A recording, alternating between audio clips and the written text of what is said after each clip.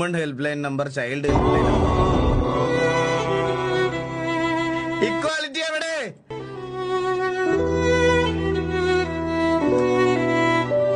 Equality എവിടെ?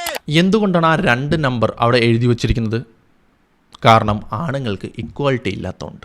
നമ്മൾ ഏത് ഡാറ്റ എടുത്ത് പരിശോധിച്ചാലും ഇന്ത്യയിൽ പബ്ലിക് സ്പേസുകളിലും പബ്ലിക് ട്രാൻസ്പോർട്ടുകളിലും ഏറ്റവും കൂടുതൽ സെക്ഷൽ അസാൾട്ടും സെക്ഷൽ അബ്യൂസും നേരിടുന്നത് സ്ത്രീകളും കുട്ടികളും മാത്രമാണ്. അതിൻ്റെ 100 ഉദാഹരണങ്ങൾ നമ്മുടെ മുമ്പിൽ തന്നെയുണ്ട്. പബ്ലിക് ട്രാൻസ്പോർട്ട് എന്നാൽ എല്ലാവർക്കും സുരക്ഷിതമായി യാത്ര ചെയ്യാൻ കഴിയുന്നൊരു സ്ഥലമായിരിക്കണം. എന്നാൽ അങ്ങനെ സുരക്ഷിതമായി യാത്ര ചെയ്യാൻ കഴിയാത്തവർക്ക് വേണ്ടിയാണ് ആ നമ്പറുകൾ അവിടെ കൊടുത്തിരിക്കുന്നത്. അതായത് ഓൾറെഡി സുരക്ഷിതമായി യാത്ര ചെയ്യുന്നവരെ പോലെ അവർക്കും യാത്ര ചെയ്യാനുള്ള അവസരം ഉണ്ടാകണം എന്ന്. ഇനി നിങ്ങൾക്ക് ഉച്ചത്തിൽ എവിടെയാണ് ഇക്വാലിറ്റി എന്ന് ചോദിക്കാമായിരുന്നു. ആ നമ്പറുകൾ അവിടെ ഇല്ലായിരുന്നെങ്കിൽ, ബസ്സുകളിൽ സ്ത്രീകൾക്ക് റിസർവേഷൻ സീറ്റുകൾ ഇല്ലായിരുന്നുവെങ്കിൽ, സമത്വം ഇവിടെ ഉണ്ടാകണമെങ്കിൽ ആ സമത്വം നിഷേധിക്കപ്പെട്ട ആളുകളെ അപ്ലിഫ്റ്റ് ചെയ്യണം.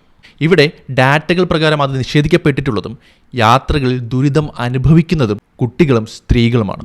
അവിടെ കൊടുത്തിരിക്കുന്ന ചിൽഡ്രൻ എന്ന നമ്പർ പെൺകുട്ടികൾക്ക് മാത്രമല്ല, ആൺകുട്ടികൾക്ക് കൂടിയുള്ളതാണ്. ഇവർ പബ്ലിക് സ്പേസിൽ ഈ അസാൾട്ട് നേരിടുന്നത് ആരിൽ നിന്നാണ്?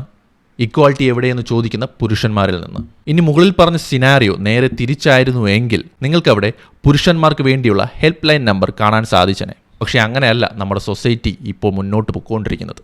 Reservations, women and children protection laws ഒക്കെ ഇക്വിറ്റബിൾ ബേസിസിൽ ഇക്വാലിറ്റി എൻഷുർ ചെയ്യാനുള്ള ഗവൺമെൻറ്റിൻ്റെ നടപടികളാണ്. നമുക്കാവശ്യം ഒരു മെൻ ഹെൽപ്പ് ലൈൻ നമ്പറിൻ്റെ അല്ല. നമുക്കാവശ്യം ആർക്കും തന്നെ അത്തരത്തിലുള്ള നമ്പറിൻ്റെ ആവശ്യമില്ലാത്തൊരു സൊസൈറ്റിയാണ്. ആ ഡിഗ്നിറ്റിയോടെ യാത്ര ചെയ്യാനും പബ്ലിക് സ്പേസിലും ഇറങ്ങാനുള്ള അവകാശമാണ്. ഇനിയും നിങ്ങൾക്കിത് മനസ്സിലാകുന്നില്ലെങ്കിൽ നിങ്ങളുടെ വീട്ടിലെ അമ്മ, പെങ്ങൾ, ഭാര്യ അല്ലെങ്കിൽ അടുത്ത സുഹൃത്തുക്കളുണ്ടെങ്കിൽ അവരോട് പോയി ചോദിക്കുക ആ നമ്പറിൻ്റെ ആവശ്യകത എന്താണെന്ന്. എന്നിട്ട് മനസ്സിലായില്ലെങ്കിൽ വീണ്ടും ഉച്ചത്തിൽ വിളിക്കുക, എവിടെയാണ് ഇക്വാലിറ്റി എന്ന്.